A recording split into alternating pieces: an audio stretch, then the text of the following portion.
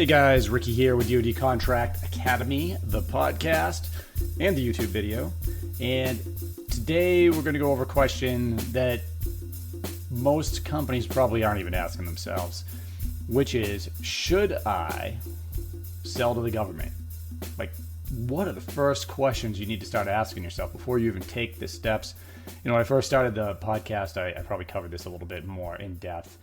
Over the past year or so, we've been talking with a lot of successful companies, but I want to make sure that everybody is really asking themselves the right questions initially, because I'm getting a lot of questions about this, about should I sell to the government and what should I sell? All right, so I'm going to address that. Now, typically, the first question that I tell people they need to answer is, does the government even buy what you sell? All right. But I'm going to preface that with, because I'm getting a lot of questions about this. I mean, and when I say that, I'm getting a lot of people reaching out asking, hey, what should I sell? Right? Hey, we could sell anything. What should I sell? Well, okay, this is a decent drill to go through, but testing out something to sell for the first time, right? And when I say that, I mean a product or service or a technology. If you don't have a history of selling that product or service or technology, if you're not selling it commercially successfully, then I would hesitate before I would ever advise you to sell to the government. The only exception to that would be if you have a new technology you're working on and you're looking for R&D funds. But if you were saying, hey, I've never worked in the automotive industry, but I want to sell cars to the government because, I'm seeing just by the research that we've done that this would be a good area for me to focus. That's probably not the best. And it's not the best for a few reasons, right? So remember, selling to the government takes time. You have to plan at least on 18 months before you win your first contract with the government. Now, you can do it before that. We have examples of that. But you need to plan on being consistently engaged with the government. This is the long game. It's not a quick win. It's not like, hey, I'm going to start selling and I'm going to immediately be successful. There are those stories, but those are rare. This is consistent effort over time. And that's consistent effort with a good plan that makes sense, because selling to the government's not selling B2B, it's not selling B2C. You have to know what you're doing. And you can learn a lot of that just by listening to this podcast. But I want to go over some of the first things. So first, if you're looking to start a business from scratch and you're thinking, hey, I'll start a business that's just selling to the government, I would probably advise you against that. Pick your niche. You can use these research tools to help find a niche, but I would say look at commercial sales also, because you need something to fund this, right? So if it's going to take you 18 months to win your first government contract, you need money coming in to support you while you're doing that, right? So typically this is best suited for a small business or a company that already has an established business practice. They're selling, they know what they're doing. Now we want to introduce a government line of funding into the business. So that's where I would start. And that's how I'm going to focus this. Again, we're not covering R&D. We're not covering, I'm developing a new technology. And I have plenty of podcasts covering SBIR and those type of contracts. But for now, let's look at how we answer that first question. Does the government buy what I sell? So if you're on YouTube right now, I am on usaspending.gov. This is a free site. This is why I'm using this. I use it sometimes. Typically, I'm paying for other tools, and those other tools range in price. GovTribe's kind of at the bottom, and then you have more expensive tools for research that you can use that are kind of at the top of the heap that you may not need right now, but as you start developing your team, you start winning government contracts, you can start introducing the more pricier options. And I did a podcast episode totally dedicated to the different types of tools that you can use. And I've done others as far as, looking for opportunities and helping you to write RFIs, things like use Rogue, which I used a little bit on the last episode as well, which can be really helpful, helping you put a solution together. But looking at usaspending.gov, I'm going to click Start Searching Awards. And we're assuming that you have a specialty, that you have a business, or at least a personal background working in an industry where you have an expertise, which is, accredited, and that we can, show past performance with the government. Like, this is somebody that can, that you can utilize. Okay, so When I click on the first tab here in USA spending, you'll see I'm in the advanced search tab. So what I like to do is I like to look, when I'm trying to answer the question, does the government buy what I sell? I like to look at the past 3 years or so. You can go back 5 years, but there's a lag in government reporting on spending, right? So that's one thing. And the other is, there are fluke years. So if I go back and I look at like 2020, we're going to see some different numbers just because of COVID, right? Some years the funding can change things. So I like to look at least multiple years. I don't like to look at just 1 year. And I don't want to look at, if I'm looking at what the government spent in 2011, well, what the government bought, for instance, software-wise in 2011 might be a lot different than what we have today. So I'm going to click 23, which is this year, 22, and 21. Now, this says FY23. And if you're following on the YouTube, FY just stands for fiscal year. The government fiscal year begins October 1st and it ends at the end of September. So that's just so you're aware. We're basically in the last, let's see here, September, August. I have to do public math here. So we're at the end of the third quarter, the fiscal year. This is June of 23 that we're doing the podcast. And a lot does happen in the last quarter of the fiscal year, just so you're aware. A lot of sale, and that's probably a good idea for a podcast episode, is we'll go over fallout funds and how you can capitalize on those. Okay, FY23, FY22, FY21. Now, I just want to get an idea of total spending. So let's say, and I'm going to use this as an example. I already know what's coming here, but let's say that you are a company that specializes in training, developing training curriculum. And so if you are, maybe you have a focus area within training, or maybe you can develop training in a lot of different areas. What I'm going to do is I'm going to go down here to something called the product service code. Basically, anything you sell to the government is going to be categorized. There's NAICS codes, North American Industry Classification codes, which are more broad, right? Like construction services, right? And then there's going to be product service codes, which are more specific, like hospital laboratory construction repair, so that's obviously a very specific niche within the NAICS code. So just using that as an example. Now, I already know what code I'm going after here, but if you don't know the code, there's a couple drop downs, research, R&D, services, and products, and there's different codes within there. You can type them in, like I'll type in training. And if I do that, a bunch of different training codes are going to come up. But I already know, based on what I just told you, the code I want to use is U008. And U008 pops up, and this is education and training. And it's under education and training, curriculum development. Okay, so you have a company that specializes in this. So this is just an example you can follow along with to help you answer the question, or at least see how I like to answer this question.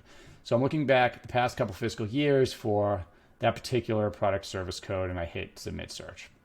Now, when I hit submit search, again, this is on usaspending.gov. This is a free government website, which is here to show you, the U.S. citizen and the U.S. companies, like, hey, what is the government buying, and give you some information. So this can be, upfront, and, anybody can go in here and start checking things out. And this doesn't have everything in it, like all the information, but this has enough to get you started. So I want to know, first I'm going to click on the tab that says time, and this is spending by time. So remember, this is businesses that sell that type of training, curriculum development. And so these are going to be just those contracts. Now, if I look in 2021, I see 809 million was spent. I look in 2022, 643 million was spent. 2023, it says 283 million. Now, here's what I will tell you about these numbers is that, does that mean there's a decline in spending? It could, but it probably doesn't. What probably is happening here is we're still seeing the 2022 numbers coming in, because keep in mind, the U.S. government has to report all their spending, and there's going to be a lag there. And it's not just, a dozen, 2 dozen agencies, federal agencies that have to report spending. Remember, each agency, if I'm thinking about the Air Force, I'm thinking about 1,000 different acquisitions offices that don't talk to each other, right? So when you think about that, and that it's the government, right? No matter what service or agency, some people are great at their job, great at reporting, others are going to lag and fall behind. So that's just the way it is. So I would say these will probably even out, and of course 2023 is not done yet, and then there'll be a lag in the reporting. So, and then we can see if it's actually declining or not. But there's a significant amount of spending here just on curriculum development, right? Maybe more than you thought of if you're listening to this. So what do I want to ask myself next? Okay, so I'm going to use the example of, well, what I want to know is if I'm a small business, because these are total contracts, right? How much of this is actually going to small businesses? Okay, so now I can go into recipient type. I can go into business. There's a drop-down menu. I'm going to click on small business. And I'm going to hit the search bar again and see what pops up. Okay, now I can see in 2021, so it dropped to 338 million, 2021, 2022, 379 million, and 2023, 180 million. And actually, in 2022, more money has already gone. And again, I don't think all the reporting's done yet. I don't think all the numbers are in, but we're already seeing more spending on small businesses that are doing this type of work. I can click on categories also, and I can see that the Department of Defense is spending the most. Now, this is just the small business contracts, but Department of Defense over the past 3 years, I mean, that is $523 million in change, followed by the Department of Energy and Homeland Security. I can also look at sub-agencies. And what this is going to do is kind of give me more of a breakdown, right? Who am I actually selling to? Because that's on the list. Does the government buy what we sell? Well, we already know they do, but we're going to get a little more refined. Who in the government buys what you sell? So I'm already looking at DOD with Army, Navy, and then Air Force at the top of that list. Okay, but I want to know more. So, because we can refine this a little bit more. So let's say you are a woman-owned small business. All right, so I can click on the woman-owned small business tab. And again, this is under recipient type in usaspending.gov if you're listening to the podcast. And I'm going to unclick the small business because I just want to see woman-owned small businesses for, again, this PSE code. So we can see here, 338 million. I haven't done the search yet. In 2021, 379 million. In 2022, I'm going to hit some search again. Let's see here. I think it's still thinking about it. Nope, it's done. So it went from 338 million to 90 million in 2021 to 116 million in 2022. But guys, this is still a significant amount of spending for a very specific niche. We're talking about curriculum development, and this is just for woman-owned small businesses. So if I am helping a woman-owned small business, or if you are a woman-owned small business, this is the level of specificity that you need to get into before you make your decision, right? So we know $90 million, $116 million in 2022, $36 million so far in 2023 just to women-owned small businesses. So there's something here, okay? We know that they're spending money on these type of services for a business that looks like yours. It's a very powerful thing to understand because you don't want to try selling to the government if they're not buying what you sell or there's not going to be enough of it. Now, what about the categories, right? Now, I can go over to the categories again, and because sometimes they change, and they just did, right? So if I'm looking at the agencies that are doing the spending now for women-owned small businesses, DOD is still at the top, and they're at 143 million. But remember, Department of Energy was second to DOD, and now it's the Department of State at 25 million. So does that mean that the Department of State awards more women-owned small businesses contracts than Department of Energy?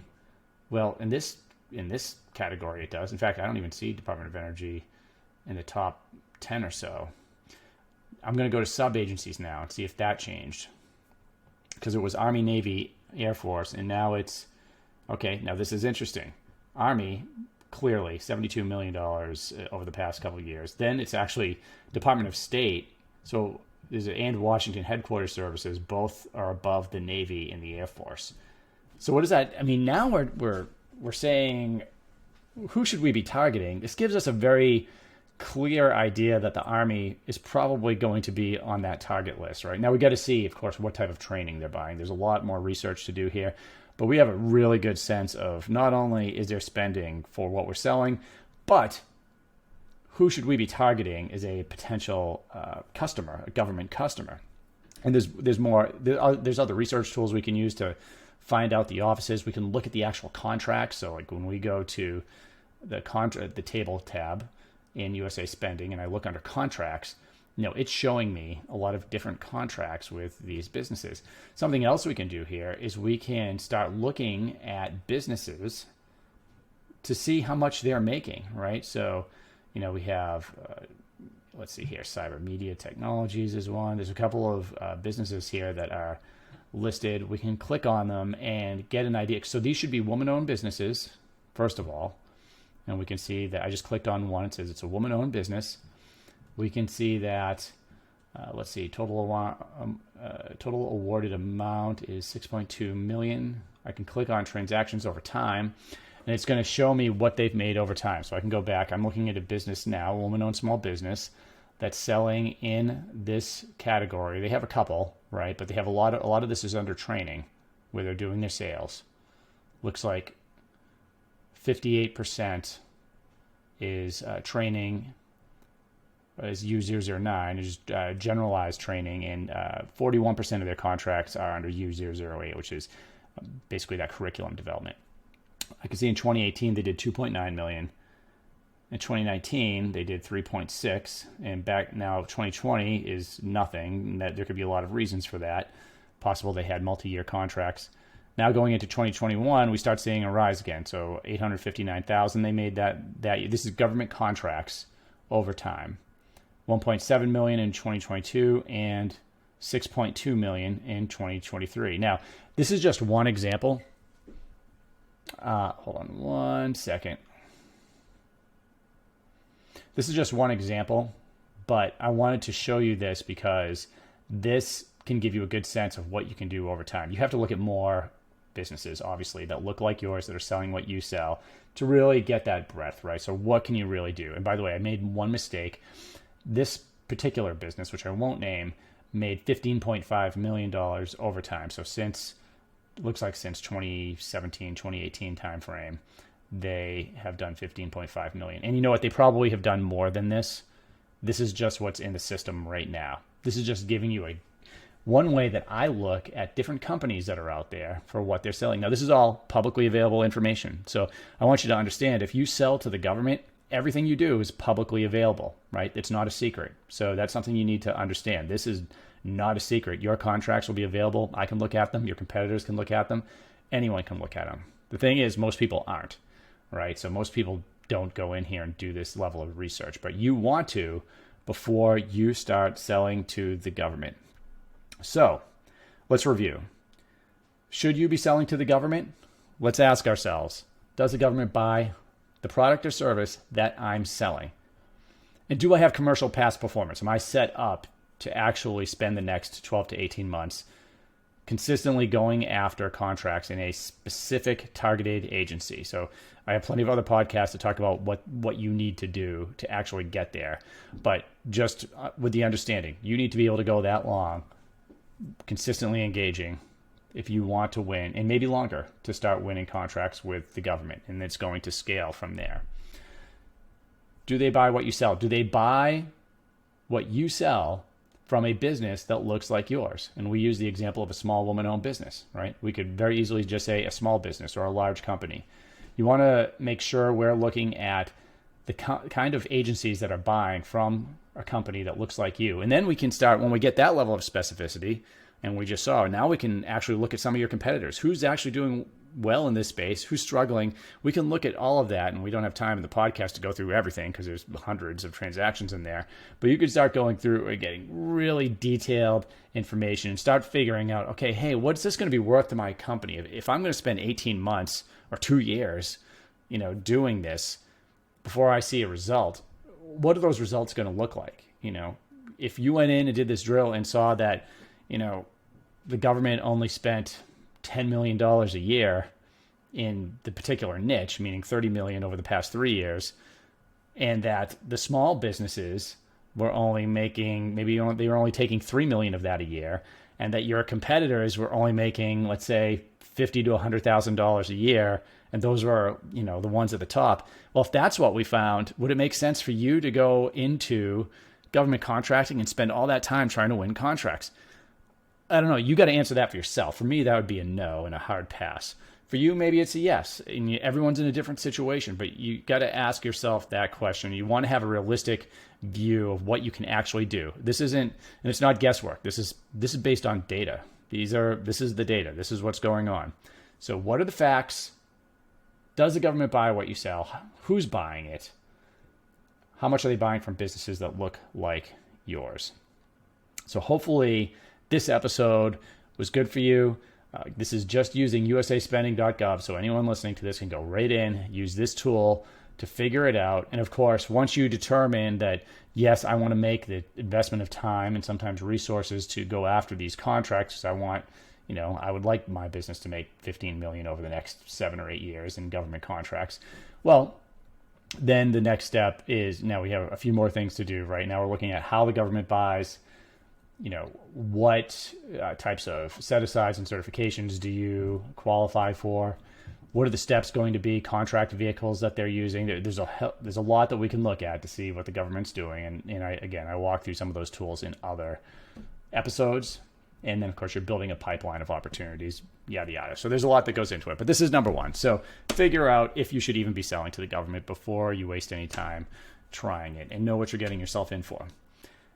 Head on over to dodcontract.com. We have a course there if you're just looking to figure out if this is something for you, find out how you can start doing it yourself. We also help businesses sell to the government. We put their roadmaps and strategies together, usually as a first step.